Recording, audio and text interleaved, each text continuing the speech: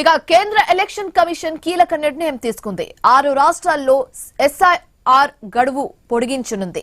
మరో వారం రోజుల పాటు గడువు పెంచుతూ ఈసీ ఈ నిర్ణయం తీసుకుంది. యూపీ, మధ్యప్రదేశ్, గుజరాత్, తమిళనాడు, కేరళ, బెంగాల్లో గడువు పెంచుతున్నట్లుగా వెల్లడించింది.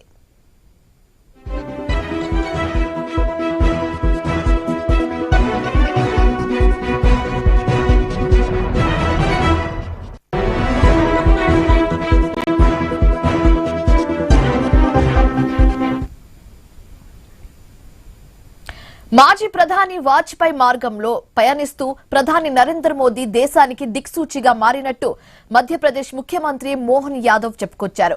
ఏపీలో బీజేపీ చేపట్టిన అటల్ మోదీ సుపరిపాలన యాత్రలో మోహన్ యాదవ్ పాల్గొన్నారు. ఈ యాత్ర అనంతపురం జిల్లా ధర్మవరం నుంచి మొదలైంది.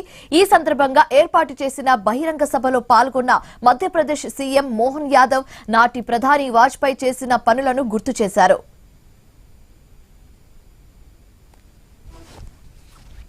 माननीय वाजपेयी जी कहते थे अपना हृदय विशाल बनाओ, उसमें जगह इतनी हो जिसमें सब कुछ समा जाए।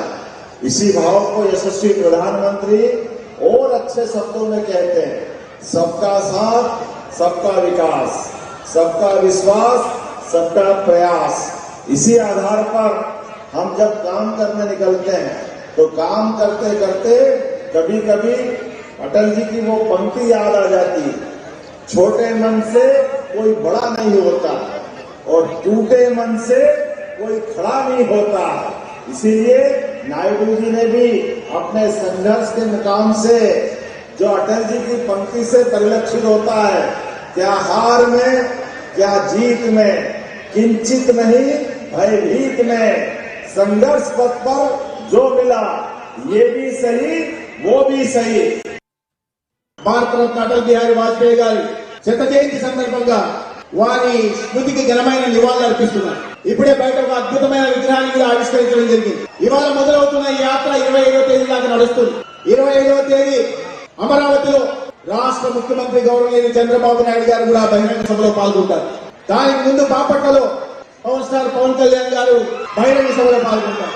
ఇంకొక చోట యువ నాయకులు లోకేష్ గారు కూడా బహిరంగ సభలో పాల్గొంటారు. బంగాల్లో మమతా కూడా ఆనాడు వాజ్పేయి గారి ప్రభుత్వంలో మంత్రులుగా ఉన్నవారు 23 పార్టీల పొలిటికల్ కనెక్టివిటీ చేసి ఒక అద్భుత పరిపాలకులుగా, ఒక అజాత శత్రువుగా ఈ దేశానికి ఒక పారదర్శకమైన ప్రజారంజకమైన పాలన అందించాడు. కాబట్టి ఆ మహనీయుని గుర్తు చేసుకోవడం కోసం, ఆ మహనీయుని దేశానికి అందించిన సేవలు గుర్తు చేసుకోవడం కోసం ఇవాళ మనం సమావేశాలు నిర్వహించాం. అలాగే అణు పరీక్షలు నిర్వహించడం ద్వారా ప్రపంచ దేశాల్లో ఒక శక్తిగా భారత్ ను వాజ్పేయి నిలబెట్టారని అన్నారు AP BJP chief PVN Madhav. ఏపీలోని అన్ని జిల్లాల్లో యాత్ర నిర్వహిస్తున్నట్టుగా చెప్పారు. ఈ నెల 25న అమరావతిలో జరిగిన సుపరిపాలన సభకు సీఎం చంద్రబాబు కూడా హాజరవుతారని తెలిపారు. వాజ్పేయి గారు గ్వాలియర్లో పుట్టి దేశాధినేతగా మారాడు. మనందరం కూడా అటల్ బిహారీ వాజ్పేయి అంటే ఆయన ఏదో దేశ ప్రధానమంత్రి చేశాడు, ఏవో గొప్ప కార్యాలు చేశాడు అనుకోవచ్చు. కానీ ఆయన కేవలం దేశ ప్రధానే కాదు, స్వతంత్ర సమరంలో పోరాడి 1942లో క్విట్ ఇండియా మూవ్మెంట్ లో జైలుకి వెళ్లిన ఒక స్వతంత్ర సేనాని అనే విషయాన్ని మనం తప్పకుండా గుర్తుపెట్టుకోవాలి. అనేక రకాల విషయాలపైన అధ్యయనం చేసి ఈ దేశంలో కాంగ్రెస్ యొక్క ప్రభుత్వం ఏదైతుందో దాన్ని దూరం చేసి కాంగ్రెస్ ప్రభుత్వాలు రావాలి కనుక ఒక పోరాటం చేయాలి అని ప్రారంభించాడు. ఆ యొక్క పోరాట ఫలితంగానే మొదటిసారి అన్ని పార్టీల్ని కలిపి 1962లో బీహార్, రాజస్థాన్ లో కాంగ్రెస్ ప్రభుత్వాలు రావడానికి అటల్ బిహారీ వాజ్పేయి గారి కారణం అనే విషయం మనం తెలుసుకోవాలి.